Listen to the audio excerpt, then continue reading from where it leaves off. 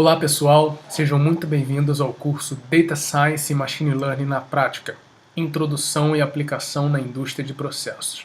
Eu sou o Afrânio e vou acompanhar vocês ao longo dessa jornada de 12 aulas em que a gente vai aprender esse assunto tão importante e que vem ganhando cada vez mais relevância na indústria de processos e na sociedade como um todo. Um breve resumo da nossa apresentação.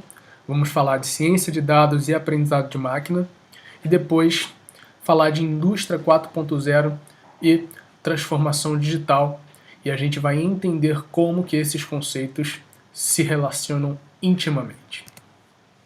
Dando as boas-vindas a vocês que vão fazer mais um curso da Escola Piloto Professor Júlio Massarani, do Programa de Engenharia Química da COP. Vamos aprender nesse curso os fundamentos da ciência de dados e aprendizado de máquina, sempre usando como pano de fundo aplicações na linguagem Python relacionadas a problemas de aplicabilidade industrial. Esse é um curso prático. Você vai aprender com a mão na massa a criar modelos de aprendizado de máquina e desenvolver habilidades de cientista de dados que vão ser muito úteis na sua vida profissional, com toda certeza. As aulas vão se dar em um ambiente de programação conhecido como Jupyter Notebook, que eu vou apresentar mais adiante. Apenas essa primeira aula, que eu chamo de aula 0, e a última aula, que eu chamo de aula -1, são totalmente teóricas. A gente vai usar apenas slides. Todas as demais aulas vão se dar nesse ambiente de programação que eu vou apresentar. Então, vamos começar a nossa introdução. Eu queria começar mostrando algumas notícias para vocês. Apple Watch salva a vida de brasileiro ao alertar taquicardia. Bezos, Zuckerberg e Musk ficaram 115 bilhões de dólares mais ricos só neste ano. Presidente da Cambridge Analytica confessa influência em eleições dos Estados Unidos. A Alemanha já trabalha na regulamentação de carros autônomos. Irã acusa Siemens, EUA e Israel pelo vírus Stuxnet. Galera, o que todas essas notícias têm em comum? Todas elas explicitam a importância que o assunto do nosso curso tem na sociedade hoje, né? A ciência de dados e o aprendizado de máquina, eles vão moldar a evolução do mundo nos próximos anos. E é justamente por isso que a gente precisa de cursos como esse, para a gente poder ter uma bagagem no assunto e poder participar dessas mudanças. Em particular, essa notícia aí do vírus Stuxnet, ela é muito interessante porque ela tem a ver com o nosso universo, que é o universo dos processos industriais, e ela mostra um cyberataque que aconteceu nas usinas nucleares do Irã. E esse cyberataque foi por meio de um vírus de pendrive. O vírus se propagava pelo mundo inteiro e uma hora ele identificou que ele estava no alvo, que era o sistema de controle das usinas nucleares do Irã. Então é muito interessante a gente ver como essas quebras de paradigma estão acontecendo. Como, por exemplo, um cyberataque industrial que há alguns anos atrás não existia. Eu queria mostrar algumas frases para vocês. Se os dados tivessem massa, a Terra seria um buraco negro. Essa frase está querendo dizer que a gente está gerando cada vez mais dados, e esses dados estão se acumulando a uma velocidade absurda também. A grande tendência da tecnologia é tornar os sistemas inteligentes, e para isso, a matéria-prima são os dados. Nesse curso a gente vai entender o que significa um sistema inteligente e por que a gente precisa dos dados para gerar esse tipo de sistema. Aprender a partir dos dados é universalmente útil. Domine essa arte e você será bem-vindo em qualquer lugar. Esse curso trata basicamente de a gente aprender a dominar essa arte. Guerra é 90% informação. Então, se você sabe usar os dados para gerar informação, você consegue vantagem estratégica na sua competição, né, industrial, empresarial. Aqui um breve resumo do que a gente vai aprender na aula, né? Quando você terminar esse vídeo, você volta aqui e tenta responder a cada uma dessas perguntas. Esses são os conceitos-chave que você tem que sair dessa aula, né? Você tem que terminar esse vídeo sabendo responder. Qualquer dúvida, se você tiver, você pode deixar aí nos comentários, que eu vou ficar feliz em responder. Iniciando de fato a discussão. Os nossos protagonistas são os dados. Vamos iniciar propondo uma definição para esse conceito? Eu gosto muito dessa. Dados são um conjunto de símbolos sem qualquer significado além de sua existência. Perceba que essa frase ela explicita a natureza crua dos dados. Ela mostra que os dados não têm nenhum significado, eles só existem. E é a nossa ação sobre eles que faz com que eles ganhem significado e ganhem valor. É muito importante que você tenha isso em mente. Não são só os dados que geram valor, e sim a nossa ação sobre os dados também. Nessa imagem, a gente tem uma organização hierárquica, né, da geração de valor a partir dos dados. E ela mostra desde a base, né, da pirâmide, onde estão os dados, até lá o topo, onde está a sabedoria. E cada passo nessa pirâmide é uma ação que a gente faz sobre o que está em nosso poder. No caso, no começo, são os dados. E os dados a gente viu que não tem significado. Para eles adquirirem esse significado, primeiro a gente precisa colocar contexto nos dados e eles se transformam em informação. A gente organiza, a gente estrutura, categoriza, condensa, por isso ocorre a transformação para a informação. Da informação para o conhecimento é onde a gente coloca o significado, né? Onde a gente aprende a partir da informação, cria conceitos, sintetiza, compara, discute. Aí a gente tem o conhecimento. Do conhecimento para a sabedoria, nós temos o insight, né? A gente aplica insight a partir desse conhecimento e a gente entende, a gente integra, aplica, decide, age a partir do conhecimento. Então, os dados em si, eles estão na base da pirâmide, são os mais abundantes e mais numerosos, e eles vão ficando cada vez mais úteis conforme a gente vai agindo sobre eles, colocando contexto, colocando significado e tendo insight a partir dessa matéria bruta, né, dessa matéria-prima que são os dados. Perceba também que o risco da decisão se torna cada vez menor quanto mais para cima você está nessa pirâmide. Se você tomar decisão com base apenas dos dados, o seu risco vai ser grande, porque você entende pouco, né, você sabe pouco de uma entidade que não tem nenhum significado, que são os dados. Mas se você toma uma decisão partindo da sabedoria, o seu risco ele é bem menor. Essa pirâmide mostra, então, os estágios da extração progressiva de valor a partir dos dados. E essa é a chave. Valor. O que a gente quer é valor, nas suas diferentes formas. Os dados não nos interessam. O que nos interessa é o valor que a gente pode tirar deles. E esses estágios, eles são parte do processo cognitivo humano e da atividade científica desde tempos remotos. Então a minha pergunta aqui é: por que surgiu nos últimos anos o termo ciência de dados? E por que ele está tão na moda? Quais as inovações introduzidas por essa jovem disciplina? Porque parece até ambíguo você dizer ciência de dados. A ciência já existe há muito tempo e desde que ela existe, ela usa dados. Desde lá do começo, da criação do método científico, a gente usa dados no processo, né, de fazer ciência. Então por que esse nome, ciência de dados? Pausa um pouquinho o vídeo, tenta pensar e volta daqui a alguns segundinhos. Essa figura ela é muito interessante porque ela se propõe a definir ciência de dados por meio da interseção de vários componentes, de vários campos do conhecimento. A primeira competência, né, dessa figura são as habilidades computacionais.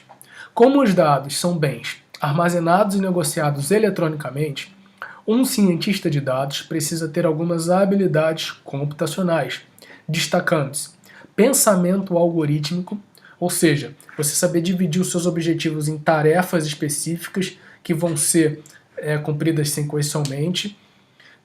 O computador pensa assim, né? Então a gente precisa adequar a nossa maneira de resolver os problemas a esse pensamento, capacidade de manipular dados em diferentes formatos. Os dados se apresentam para a gente de várias formas e a gente precisa saber manipular essas formas e saber mexer nelas de modo a extrair o valor que a gente quer. E entendimento de operações vetorizadas. Esse é um termo um pouquinho mais técnico, mas o que ele quer dizer ele está falando de operações que a gente aplica no conjunto de dados como um todo. Então, se você tem um conjunto de dados que ele é composto de vários pontos, vários elementos, uma operação vetorizada é uma operação que é feita no conjunto de dados como um todo e não em cada elemento de cada vez. Isso traz ganhos ganhos computacionais.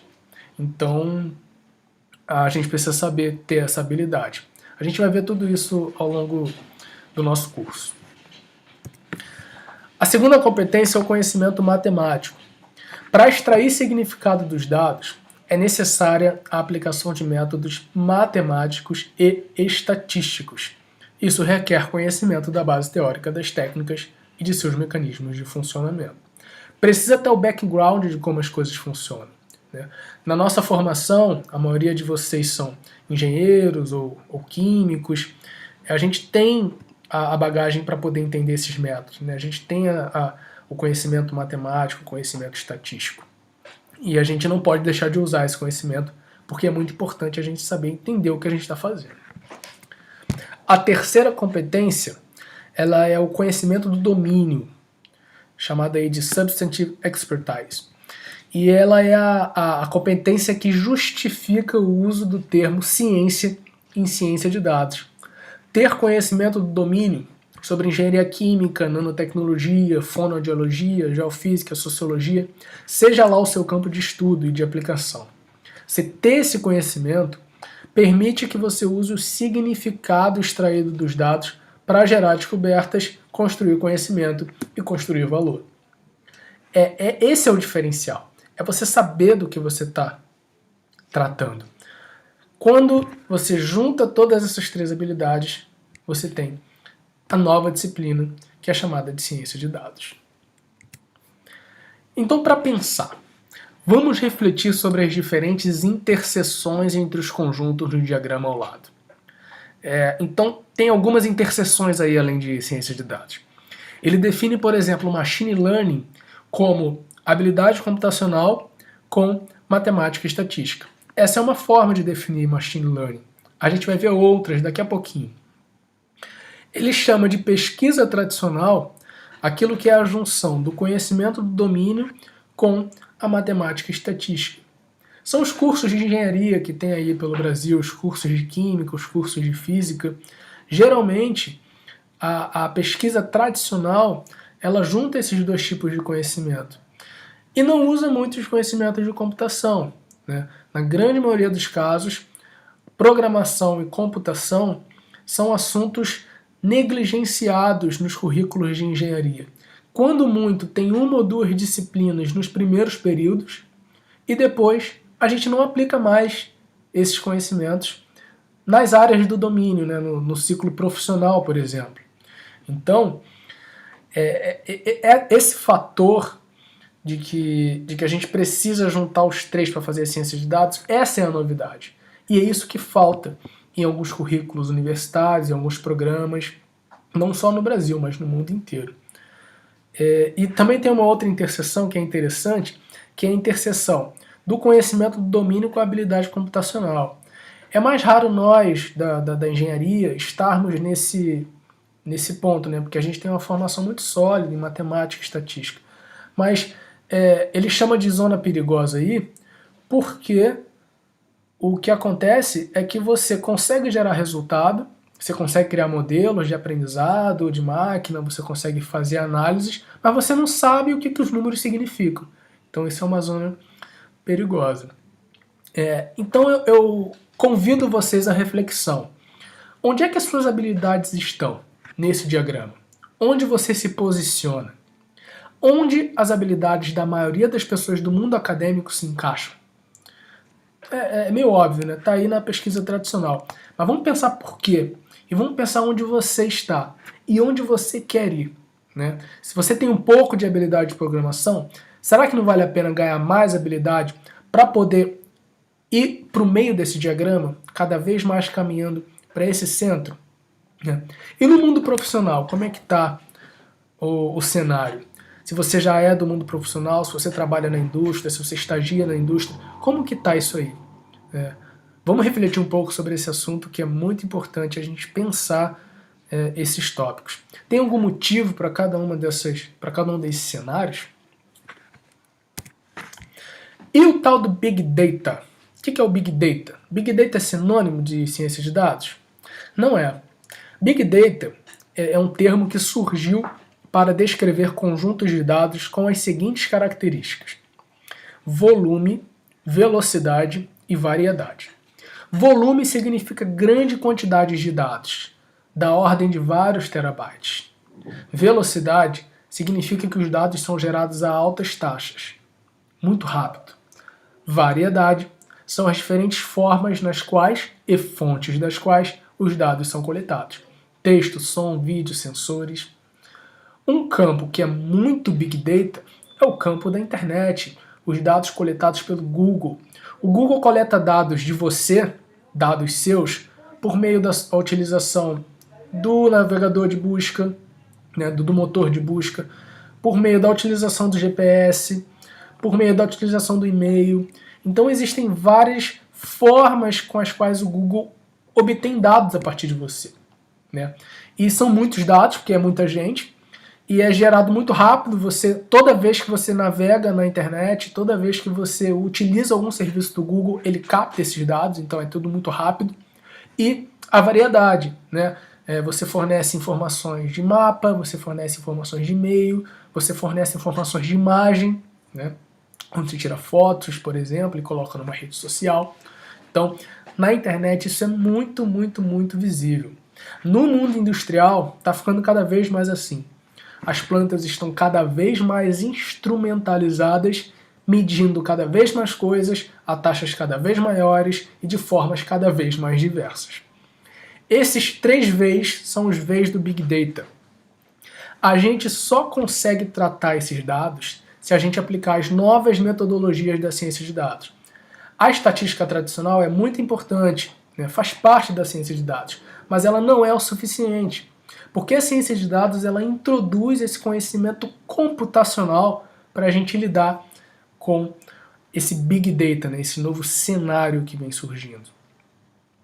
E a galera, como ela gosta de adicionar cada vez mais coisas, então vem surgindo novas definições de Big Data com Vs adicionais, como valor, veracidade, validade, volatilidade. Você vai ver aí vários Vs relacionados ao Big Data. Voltando aqui, gente, só para concluir, é importante que você saiba diferenciar o que é a ciência de dados e o que é o Big Data. Ciência de dados é uma disciplina que está surgindo, né, que nasce da interseção, né, daqueles conjuntos que a gente viu. Big Data é um cenário, né, é um cenário de geração de dados com essas características. Aprendizado de máquina. Então a gente já viu o que é ciência de dados, o que é o Big Data, agora a gente vai entender o que é o aprendizado de máquina. Eu vou propor aqui algumas definições e a gente vai refletir sobre essas definições. São 3 diferentes. A primeira, o aprendizado de máquina é o campo de estudo que fornece aos computadores a habilidade de aprender sem serem explicitamente programados. Essa é a definição mais antiga do pioneiro da área, né, que é o Arthur Samuel. Lá na década de 60, ele desenvolveu esse conceito de aprendizado de máquina, que é o conceito de que o programa de computador ele pode melhorar, né, com a experiência sem intervenção do ser humano, né? Ele aprende sem ser explicitamente programado para isso. Então, nem tudo que o computador faz é resultado direto da ação do programador. Tudo que o computador aprende mas o programador ele não tem mais o controle do que o computador vai aprender. Isso vai depender da experiência que ele vai ter a partir da invenção do programa. Então, o computador, ele meio que fica independente nesse sentido do que o programador escreveu, tá bom? Isso vai ficar mais claro daqui a pouco.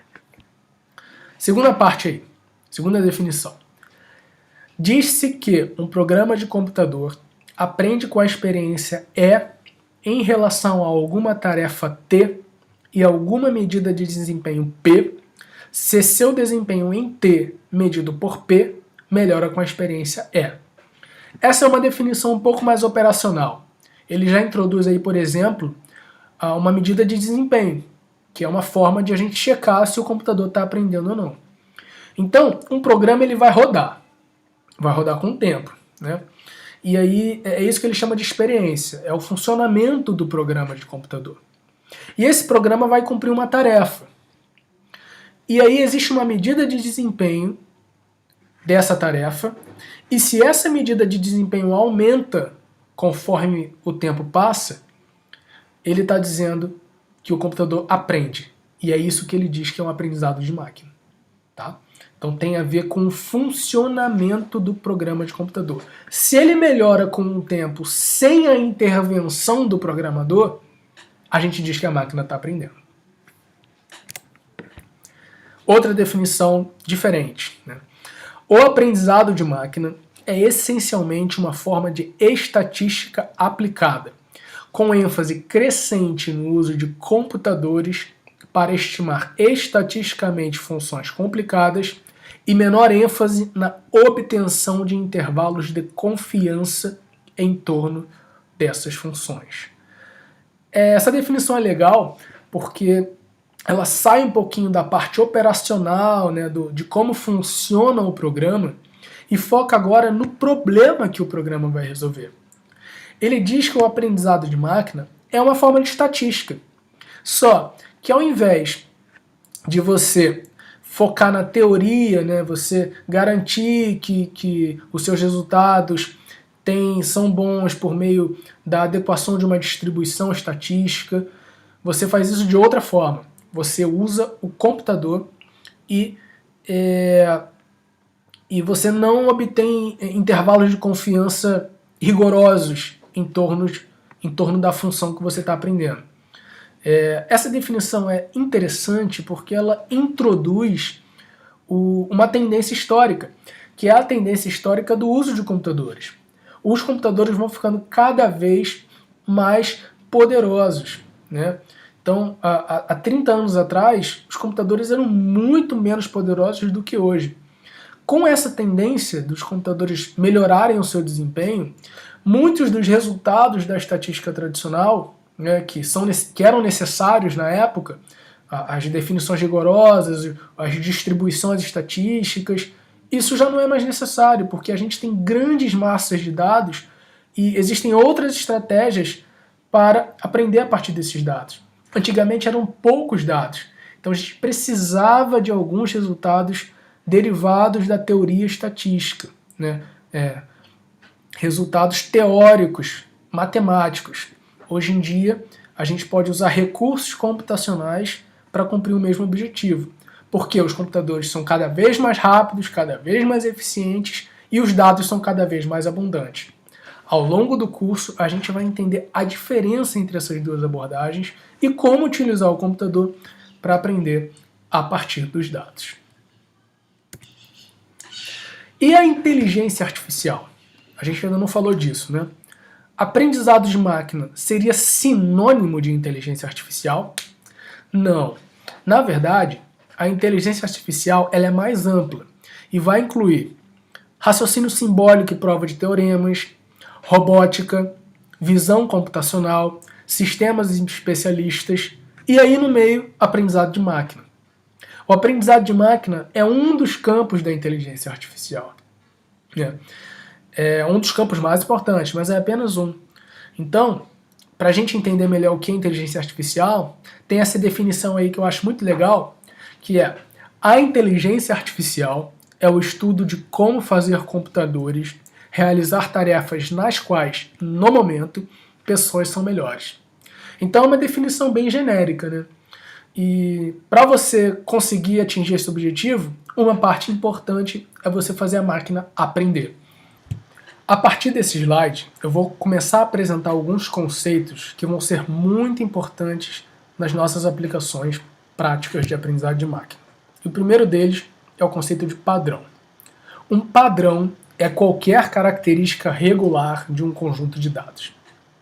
E o objetivo do aprendizado de máquina é processar dados para reconhecer padrões que possam ser usados para efetuar predições em outros dados que sigam os mesmos padrões.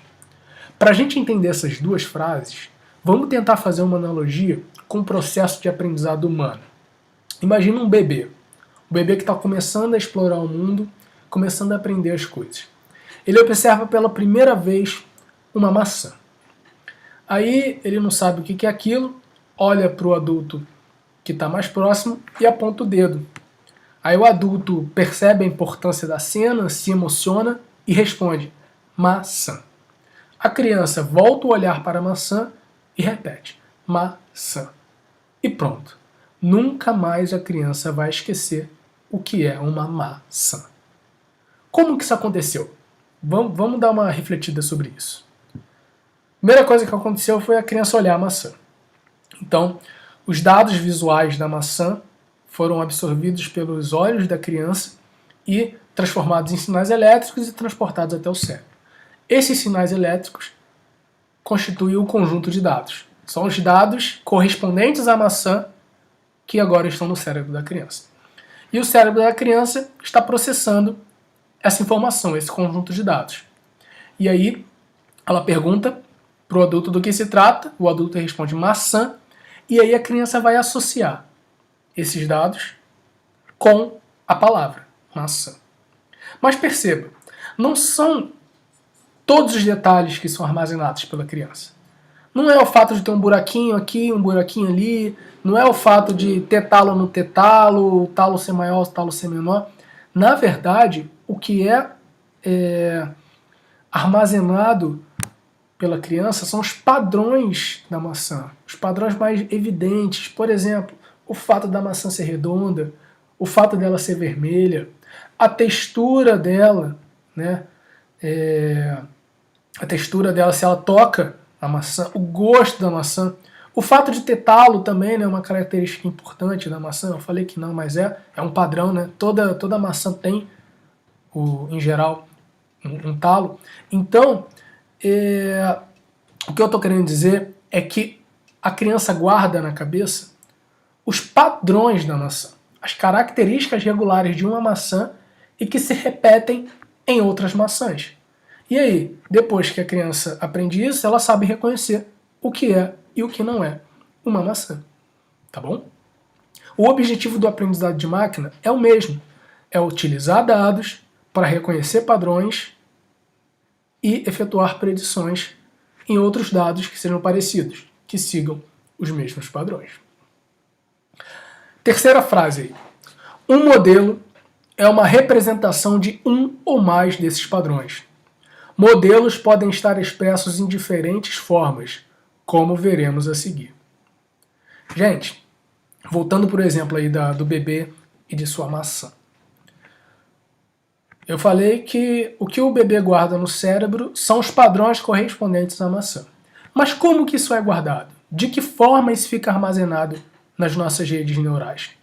Eu não faço a menor ideia, nem sei como está a pesquisa da neurociência a esse respeito. Tá? Mas de alguma forma isso fica armazenado na nossa cabeça. No computador, a gente sabe. Os padrões de um conjunto de dados são armazenados na forma de um modelo. Um modelo é uma representação dos padrões seguidos por um conjunto de dados. Modelos podem estar em diferentes formas, né, como a gente vai ver a seguir, mas todos eles compartilham uma mesma característica. Eles estão armazenados de forma matemática. Um modelo é uma representação matemática de um ou mais padrões de um conjunto de dados. Fala sério, muito bonito isso, né? No nosso cérebro, não sei como isso funciona, mas no computador, os padrões de um conjunto de dados são capturados e armazenados de forma matemática. E o que seria um algoritmo? Quarta frase aí. Um algoritmo é um conjunto de passos a serem executados pelo computador para reproduzir os padrões capturados pelo modelo. Então, o modelo ele serve para capturar padrão, né? Para analisar dados e representar padrões. O algoritmo é um conjunto de passos que o computador vai seguir para usar esse modelo e reproduzir esses padrões. Beleza? É um conjunto de passos, é um conjunto de tarefas. O processo de aplicar o algoritmo a um conjunto de dados para gerar o modelo é conhecido como treino, em inglês, train ou fit. É a etapa em que o modelo aprende os padrões. É a criança olhando para a maçã e pela primeira vez sabendo que aquilo existe e guardando de alguma forma na cabeça. O computador, quando analisa um conjunto de dados pela primeira vez e gera um modelo, captura os padrões, a gente chama esse processo de treino. E para isso acontecer, a gente precisa aplicar o algoritmo, que é o conjunto de passos para reproduzir os padrões. Parâmetros são as variáveis da estrutura matemática do modelo que são ajustadas na etapa de treino para reproduzir os padrões desejados. De novo, a gente viu que modelos são representações matemáticas. Então, existem várias variáveis nessas representações matemáticas. As variáveis que você muda, que você ajusta no treino para que os padrões que você quer aprender sejam reproduzidos, a gente chama de parâmetros. É a parte que a gente mexe na hora do treinamento. As variáveis que não são ajustadas no treino, que você fixa antes de começar o treino, são chamadas de hiperparâmetros. Hiper por quê? Porque está além do treino. Após o treinamento do modelo, pode-se usar o algoritmo para fazer predições em dados que ainda não lhe foram apresentados. Que é o objetivo, afinal de contas, né? Você ter poder preditivo. Perceba um detalhe importante. O algoritmo ele é usado tanto na etapa de treino quanto na etapa de predição. A etapa de treino é quando ocorre o aprendizado. A etapa de predição é quando se aplica o aprendizado.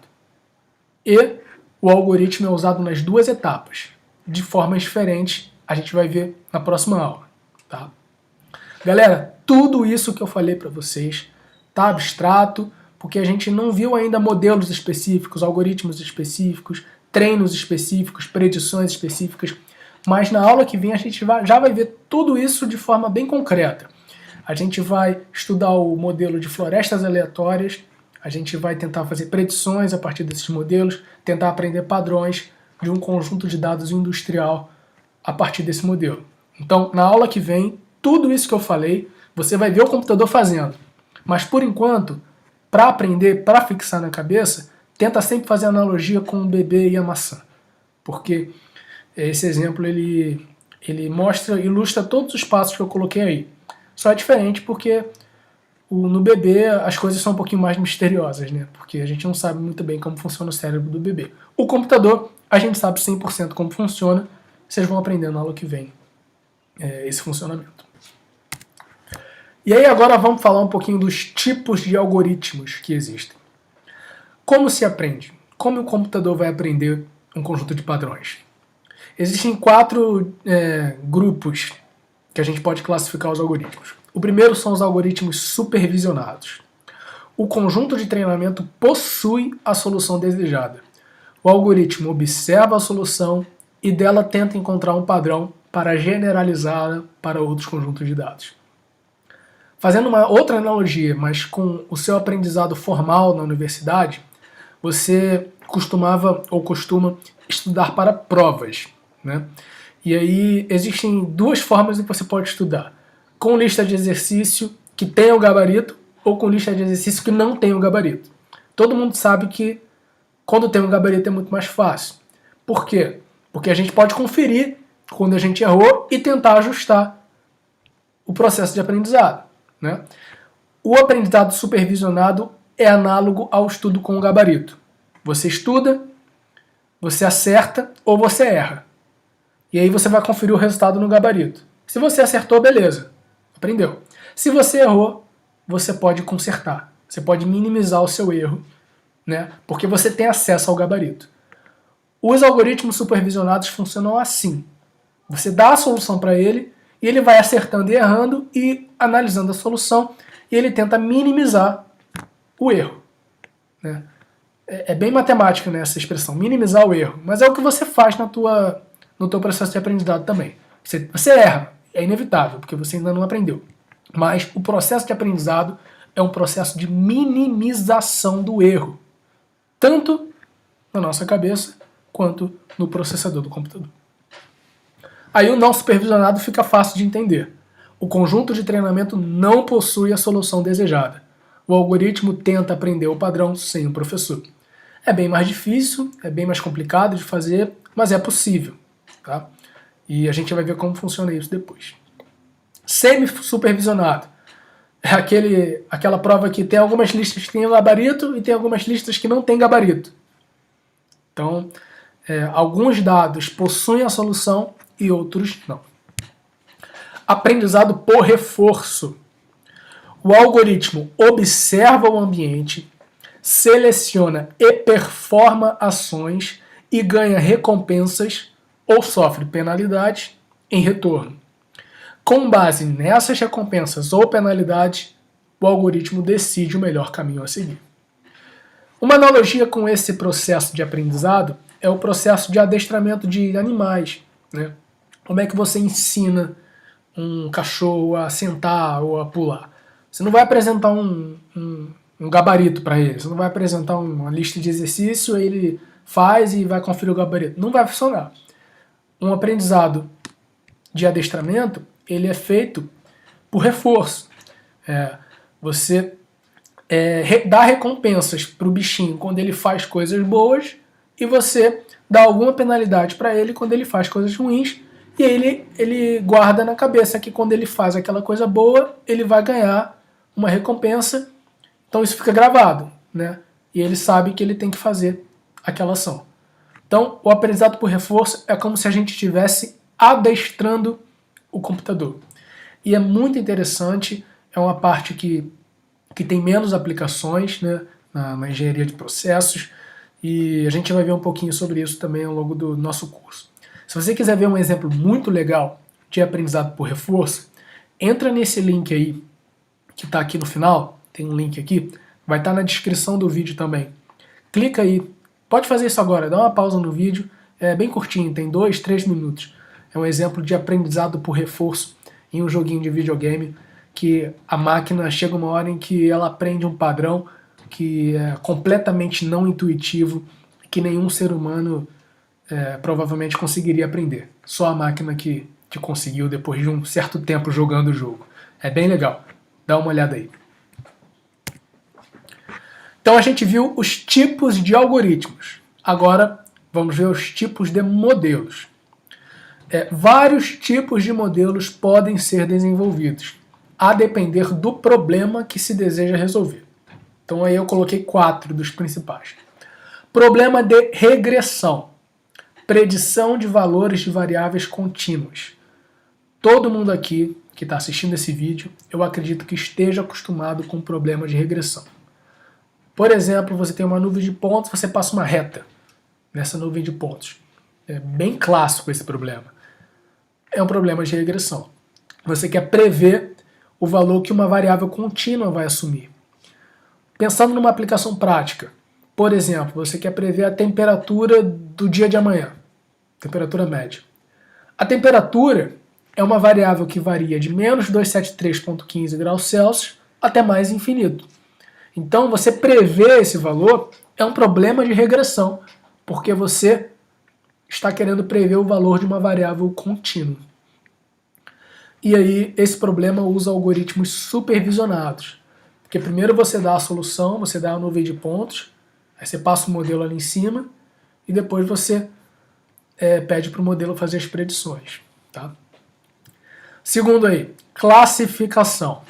Predição de valores de variáveis discretas. Usa também algoritmos supervisionados. Vamos pensar no problema da previsão do tempo, só que vamos simplificar um pouco. Em vez de você prever a temperatura, né, que pode variar continuamente, você vai prever se vai estar quente ou frio amanhã. Então você discretizou o problema, né? Nesse caso, a sua variável predita é uma variável que assume apenas dois valores, frio ou quente. Esse é um problema de classificação. Você quer classificar o dia nessas duas categorias, frio ou quente. Tá bom? Essa é a diferença para o problema de regressão, que é contínuo. Problema de classificação é a predição de algo discreto. Clusterização. Separação de um conjunto de dados em diferentes grupos, os clusters, cada um correspondendo a um ou mais padrões distintos. Usa algoritmos não supervisionados. Então você tem uma massa de pontos e você quer agrupar esses pontos sem saber que grupos existem a priori. Você vai usar a clusterização. Detecção de anomalias. Identificação de pontos com padrões distintos do padrão considerado como normal. Normal, né? Pode usar algoritmos supervisionados e não supervisionados. Por que eu botei aspas no normal? Porque às vezes a gente nem sabe o que é normal. Então esse problema de detecção de anomalias muitas vezes é feito às cegas, porque a gente precisa definir o que é normal e esse normal ele vai se adaptando, né? Usando aí fazendo um trocadilho com o jargão que a gente está usando na época da pandemia, às vezes a gente precisa procurar um novo normal. Acontece com certa frequência. Uma representação visual dos vários modelos e algoritmos aí. Você vai aprender a gerar figuras como essa nesse curso, porque a gente vai desenvolver esses 4 tipos de modelo aqui. Regressão. Você tem uma nuvem de pontos e você quer passar um modelo ali. Os modelos eles estão todos aí em preto, tá? São as curvas pretas. Então, a regressão é você passar um modelo nessa nuvem de pontos para poder prever pontos que não estejam nessa nuvem, né? Que sejam outros pontos além dos pontos do conjunto de treino. Essa é a regressão. Classificação. Esse modelo aí é um modelo de classificação linear. Ele está separando o espaço em duas partes. E os pontos eles são divididos em bolinhas azuis e bolinhas laranja. E aí como que esse modelo classifica os pontos? Se caiu acima da linha, é uma bolinha laranja. Se caiu abaixo da linha, é uma bolinha azul. Ele está dizendo que existe uma certa região do espaço em que as bolinhas são azuis e que existe uma certa região do espaço em que as bolinhas são laranja. Tá? E ele faz essa divisão porque ele sabe que as bolinhas azuis e as bolinhas laranjas estão separadas, né? Se elas estivessem mais juntas, essa solução seria mais difícil. Classificação é isso. Se chegar um novo ponto aí nesse espaço, ele é azul ou ele é laranja? A depender da posição em que esse ponto esteja em relação ao modelo, você consegue classificar. Tá? Clusterização. Você tem duas nuvens de pontos que estão separadas, né? Tem uma aqui e uma aqui, e você identifica que tem um grupo aqui em cima e um grupo aqui embaixo. Sem supervisão. Você não precisa dar a solução para ele. Ele consegue identificar esses grupos sem nenhum gabarito, entre aspas. E a detecção de anomalias é parecido com a clusterização, só que você só faz uma região e tudo que cai fora dessa região eu classifico como anomalia. O desenho é bem claro, né? Tem alguns pontos que estão fora do círculo, fora do modelo. É o que o modelo classificaria como uma anomalia. Num processo industrial poderia ser uma falha, por exemplo, em algum equipamento. A gente vai estudar também falhas em equipamentos industriais e como que a gente consegue detectar essas falhas com esses modelos de detecção. Dificuldades e problemas que podem ser enfrentados em um projeto de aprendizado de máquina. Existem alguns problemas que são bem frequentes, né, e eles estão todos listados aí. São dois tipos, principalmente. Problemas relacionados aos dados e problemas relacionados aos modelos. Da primeira classe, Os dados de treinamento, eles podem ser não representativos do problema que você quer modelar, ou eles podem ser ruins mesmo. Foram mal medidos, foram mal coletados, são de má qualidade. Então, se a amostra for muito pequena, por exemplo, pode ocorrer ruído de amostragem. Por exemplo, você quer prever quem vai ser o presidente do Brasil. Você pega 3 pessoas aleatórias na rua e pergunta quem vai ser o presidente do Brasil. Sabe-se lá se a conclusão que essas 3 pessoas vão dar vai ser uma conclusão com embasamento na realidade. Mas mesmo se a amostra for grande, pode ocorrer viés de amostragem. Por exemplo, vamos pensar em que você fez uma pesquisa nas universidades brasileiras para quem vai ser o próximo presidente do Brasil. Você vai ter o resultado. E você fez uma outra pesquisa nos quartéis militares. Você vai ter outro resultado. Perceba que são muitos alunos e funcionários em universidade. E são muitos militares nos quartéis. Então as amostras são grandes, mas elas estão enviesadas por quê? Porque elas não são representativas no Brasil. Isso pode acontecer o tempo inteiro no problema de aprendizado de máquina. Se os dados forem medidos por sensores, pode ocorrer ruído de medição. Isso acontece com muita frequência. A gente sabe que existe uma incerteza da medição. E essa incerteza se reflete nos dados na forma de ruído. Os dados flutuam em torno do valor verdadeiro. E se a medição ela não for bem feita, essa incerteza pode ser muito grande. Pode haver muitos dados faltantes. O sensor quebrou durante 1 hora. Então, durante essa hora você não tem dado. E é isso. Vai ter que lidar com isso. Você não tem dado desse sensor em específico. Por exemplo. Acontece muito.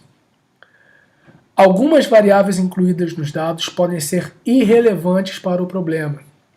Por exemplo, você vai fazer um estudo de uma planta industrial e você coleta dados e você coletou a temperatura da sala da gerência.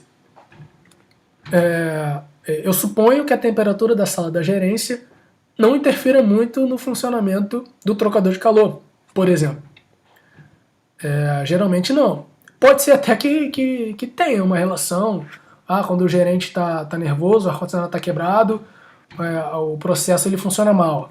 Sei lá, você pode até descobrir uma relação interessante, mas em geral não tem. Então, colunas desse tipo no seu conjunto de dados, variáveis que não são muito relevantes, pode acontecer e isso pode atrapalhar os teus resultados. Tem que saber lidar com isso. Esses são os problemas relacionados aos dados. Existem também os problemas relacionados aos modelos, né? Por exemplo, métricas de desempenho mal definidas. Você precisa saber se o modelo está indo bem ou não. E aí você precisa definir uma métrica, né, para você medir o quanto esse modelo performa bem ou não.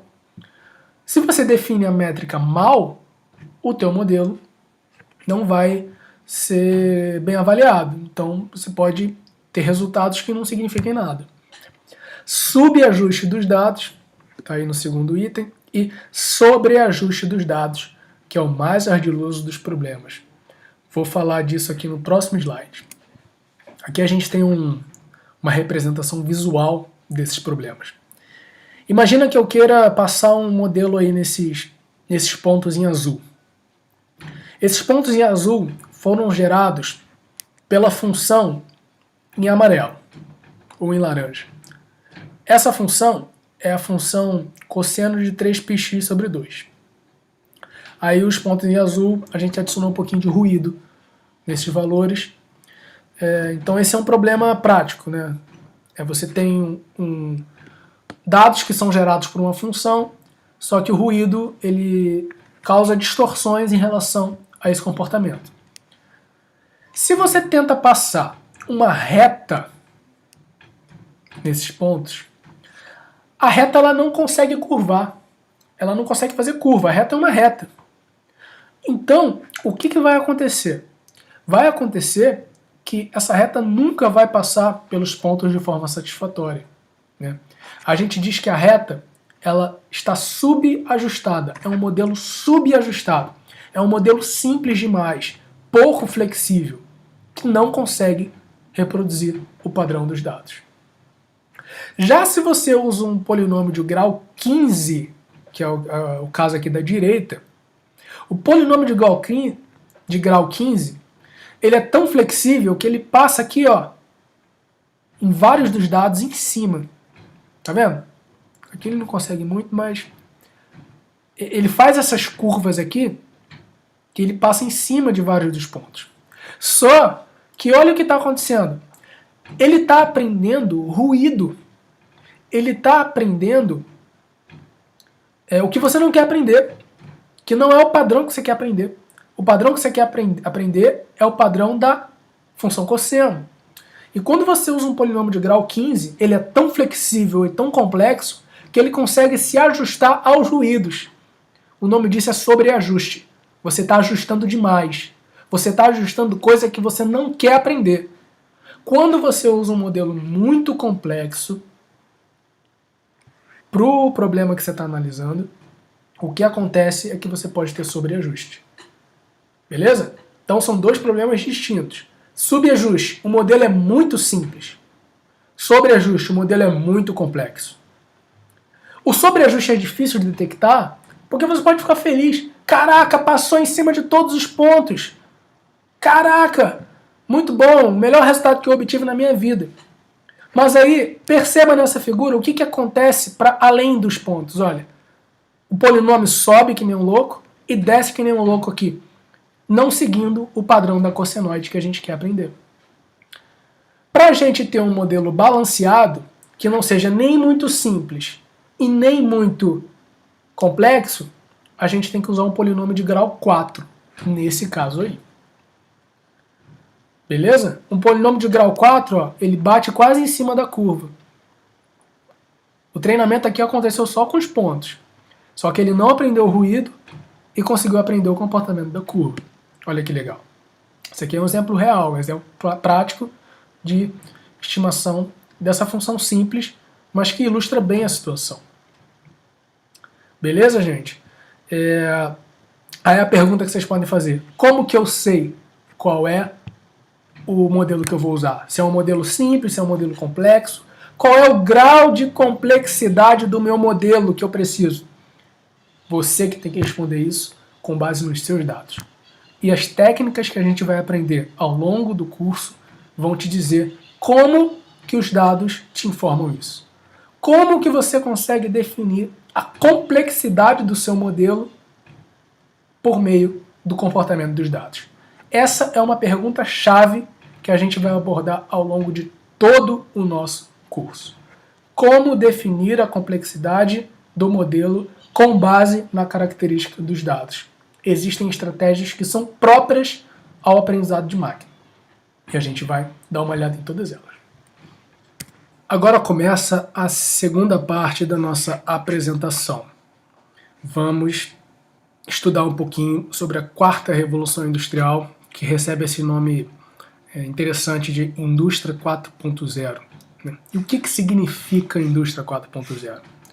Ela é a evolução natural do processo das revoluções industriais.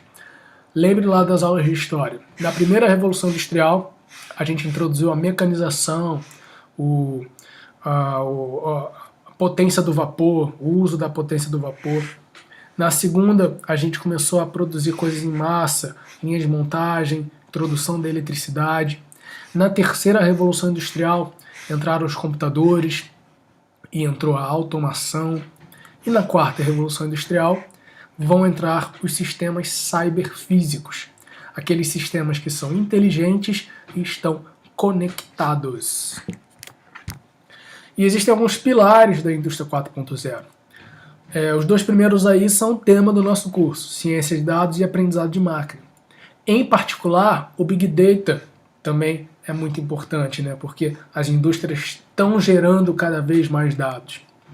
Computação de alto desempenho, você conseguir criar programas que vão analisar esses dados de forma eficiente, num tempo razoável. Computação em nuvem. Não necessariamente você precisa ter os supercomputadores na tua planta, mas você pode alugar poder computacional de empresas como Google, como Amazon. Isso também é possível. Internet das coisas. As coisas agora estão começando a se conectar umas com as outras e na indústria não vai ser diferente. Cibersegurança. Se as coisas estão todas conectadas, vocês imaginam que um ataque virtual ele fica cada vez mais perigoso e cada vez mais fácil de acontecer, né? Então, investir em cibersegurança é muito importante. Gêmeos digitais. Você reproduzir a tua planta num ambiente virtual para estudar ela sem precisar fazer implementações reais, que muitas vezes podem ser caras. Isso tem muito a ver com a simulação de processos. Integração de sistemas e processos. Como as coisas estão conectadas e são inteligentes, é mais fácil de você juntá-las. Manufatura aditiva, famosa impressora 3D, também é uma grande tendência aí da indústria 4.0. Realidade aumentada. Você fazer, por exemplo, treinamento de operador num ambiente de realidade virtual, de realidade aumentada. Você não precisa expor o seu operador a um cenário de risco no momento em que ele ainda é um aprendiz. Você pode fazer isso em sistemas de realidade aumentada. Sistemas autônomos que não necessitam da intervenção humana e entre vários outros, né? Estes são apenas alguns dos pilares da indústria 4.0 que é importante que a gente se mantenha conectado com isso, se mantenha informado, se mantenha formado sobre isso. E aí que o conteúdo do nosso curso ele é a base para você poder se manter informado sobre isso e poder surfar essa onda que está ficando cada vez maior. E no âmbito da indústria química 4.0, existem algumas aplicações que são preponderantes. A primeira é o monitoramento de processos em tempo real, detecção e diagnóstico de falhas, né?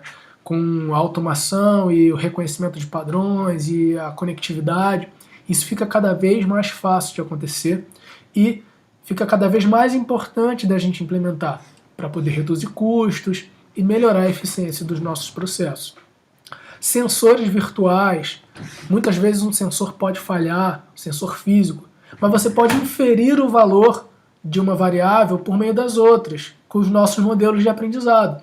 Então, sensores virtuais são um exemplo de aplicação bem direta dos nossos modelos de aprendizado. Cibersegurança de processos, né? Uma vez que os processos podem sofrer ataque de hackers, a gente precisa saber se defender deles também. E para defender um CSTR, para defender um PFR, nada melhor do que um engenheiro químico, cientista de dados, por exemplo. Desenvolvimento de novas moléculas, como fármacos e catalisadores.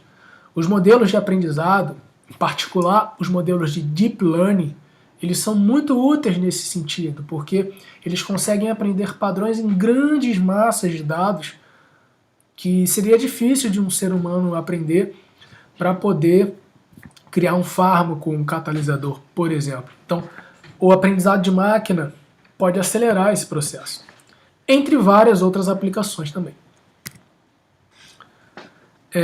Aí uma pequena contextualização sobre dados de processo. Plantas de processo possuem grandes volumes de dados históricos armazenados em bancos de dados obtidos por meio de sensores que medem milhares de variáveis a frequências da ordem de segundos. Então, muitas empresas já têm esses dados. Por exemplo, um sistema muito utilizado é o sistema da OSIsoft, o PI Process Book. A galera usa para monitorar dados em tempo real e dados que foram guardados. No jargão da área, o pessoal fala historiados, né? Do inglês store.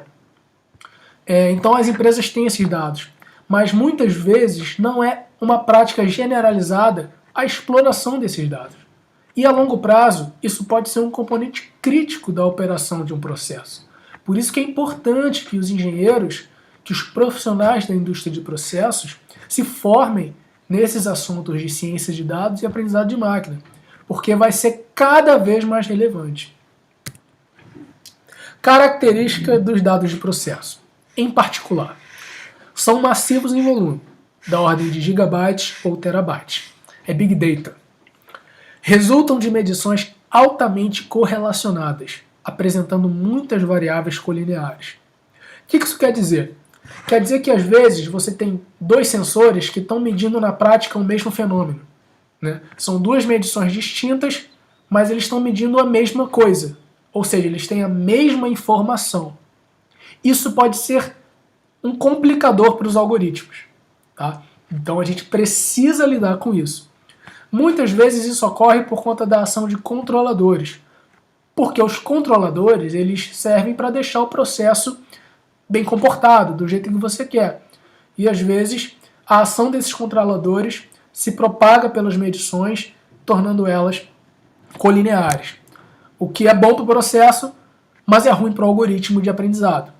Temos que saber lidar com isso e vamos aprender como lidar com isso ao longo do curso. Os dados possuem baixa razão sinal-ruído, o que implica em baixa quantidade de informação por variável individual. O ruído é grande. Numa indústria, num chão de fábrica, muita coisa pode influenciar na medição. Tem muita incerteza. A gente tem que saber lidar com as incertezas de medição, porque em dados de processo, elas são altas. Isso torna clara a importância da análise multivariada. Você analisar várias variáveis de uma vez só, por meio de um modelo de aprendizado, por exemplo. Uma prática muito comum é você analisar cada variável individual. Isso pode dar errado nesse contexto. Padrões associados a medições e incertezas podem variar no tempo. O nome disso é comportamento dinâmico. Muitas vezes, a gente programa um processo para operar no estado estacionário. Quando isso acontece, é ótimo. Mas isso é muito raro, porque os processos eles variam. Né? A gente imagina o estado estacionário, mas na prática mesmo, os processos têm comportamento dinâmico. E várias das técnicas de aprendizado não conseguem lidar bem com esse comportamento dinâmico. Precisamos de adaptações, precisamos de técnicas especiais, que a gente vai aprender aqui também. E, por último, podem apresentar muitos dados faltantes. É muito comum que aconteça qualquer tipo de problema numa planta que faça com que a medição pare. Então, por um momento, você vai ficar sem medição. Isso se reflete no conjunto de dados como um dado faltante. Temos que saber lidar com isso. Saber lidar com isso envolve pré-tratamento dos dados, muitas vezes. Às vezes é difícil lidar com esses dados e ajustar os modelos. Por isso a gente precisa dessas etapas de pré-tratamento. Algumas dessas etapas que eu listei aí: preenchimento de valores faltantes, detecção de outliers, filtração do ruído e normalização. A gente vai ver também cada uma dessas etapas de pré-tratamento. Um pouco da evolução histórica. Durante praticamente todo o século XX, a estratégia predominante para a análise dos dados de processo foi o monitoramento individual de algumas variáveis importantes, classificadas como variáveis de qualidade. Então, o processo ele tem várias medições, mas você pega algumas que são as variáveis de qualidade, que vão se refletir de forma mais direta, né, no teu produto final, por exemplo, e aí você mede aquilo, monitora aquilo. Só que você perde muita informação, porque as outras medições também podem ter informações relevantes. A partir da década de 90, migrou-se para uma estratégia multivariada, baseada na aplicação de modelos estatísticos capazes de efetuar redução de dimensionalidade e extração de variáveis latentes de um conjunto grande de medições da planta. Então, como é que funciona isso? Redução de dimensionalidade. A planta tem muitas medições, mas várias delas são redundantes. Então a gente reduz esse número de medições. Isso é redução de dimensionalidade. Tá? E extração de variáveis latentes. As medições, elas são reflexão de fenômenos na planta. Mas muitas vezes, essas medições não representam diretamente os fenômenos da planta. Então existem variáveis latentes, escondidas no conjunto de dados, que representam melhor a planta do que as próprias medições. O objetivo desses algoritmos, tipo PCA e PLS, é extrair essas variáveis latentes. É você pegar as medições da planta e criar novas variáveis que representam a planta melhor do que as medições. Vamos aprender a fazer isso também. A partir de 2000, estratégias do domínio de ciência de dados e aprendizado de máquina passaram a ganhar terreno. Então o campo aí da computação, da informática, começou a entrar no jogo. Antigamente a gente usava muitos modelos estatísticos. Depois os modelos computacionais de aprendizado começaram a entrar no jogo também. Mais recentemente, nos últimos anos, vem surgindo abordagens livres de modelos parametrizados, baseadas totalmente em padrões e ou assinaturas estatísticas dos dados. Eu coloquei isso aqui porque essa é uma linha de pesquisa que, no nosso grupo de pesquisa, no LMSCP e GEPOL, a gente busca muito esse tipo de abordagem, baseado nos dados, menos no modelo e mais no dado. Porque o modelo às vezes atrapalha. Às vezes o modelo ele tem hipóteses prévias para a utilização que não se concretizam na realidade. E a gente diminuir a influência do modelo no processo de análise de dados é um objetivo que a gente tenta sempre alcançar nas nossas pesquisas no grupo EGPOL LMSCP. Aqui um exemplo do chamado espectro de variâncias. Esse gráfico aí, ele é baseado totalmente na assinatura estatística e dinâmica dos dados. Isso aí é um espectro real de uma variável medida em poço de petróleo. Eu não vou explicar aqui a natureza do espectro, quem quiser mais detalhes pode consultar essa referência, mas em algum momento talvez eu fale disso nas próximas aulas. Eu só queria mostrar aí que existem abordagens que são livres de modelo, né? Por exemplo, esse gráfico aí, ele dá informações de processo com base apenas na variância dos dados, tá? E não tem um modelo por trás. Esse é outro exemplo de análise de recorrências, que a gente vem estudando também no nosso grupo. Cada uma dessas figuras corresponde a um padrão de um modo de operação de um processo industrial. No caso aí, o famoso processo Tennessee Eastman, muito usado na área de controle e na área de otimização, de simulação e de monitoramento de processos. O que eu quero mostrar nessa imagem aí é que a gente pode associar uma textura, a gente pode associar uma imagem, a gente pode associar um padrão bem visual a cada um dos modos de operação de um processo. E isso é baseado apenas no dado, né? São distâncias entre pontos nos dados. Não tem nenhuma hipótese estatística por trás dessa representação. E são coisas desse tipo que a gente vem buscando no nosso grupo de forma bem incisiva. E aí, para terminar a aula, a gente vai se apresentar agora. Quem somos nós? Eu sou pesquisador de doutorado no Programa de Engenharia Química da COP, sou orientado pelo professor Zé Carlos Pinto, que está aí também no slide. Eu realizo trabalhos no âmbito do Laboratório de Modelagem, Simulação e Controle de Processos, o LMSCP, e Laboratório de Engenharia de Polimerização, o EGPOL. Nossos interesses, dentre outros, incluem desenvolvimento e implementação de procedimentos para monitoramento de processos em tempo real. A gente vem implementando isso com empresas parceiras, esses procedimentos para aprendizado de máquina e ciência de dados em tempo real, para tomada de decisões em processos, e desenvolvimento e aplicações a processo de técnicas que não assumam hipóteses prévias a respeito das características estatísticas dos dados, como as duas últimas que eu mostrei para vocês. E estamos abertos e entusiasmados para conversas e parcerias sobre o tema. A gente espera que esse curso seja uma oportunidade para a gente fazer amigos aí na área. Aqui a foto do grupo, nem todo mundo estava aí, né, porque foi a festa de fim de ano, mas já tinha muita gente, vocês veem que o grupo é grande. Esses sorrisos são sorrisos pré-quarentena, a gente não sabia o que estava por vir em 2020, mas só queria apresentar o grupo aí para vocês e mostrar que estamos abertos para conversas e bate-papos sobre esses temas. E obrigado pela atenção.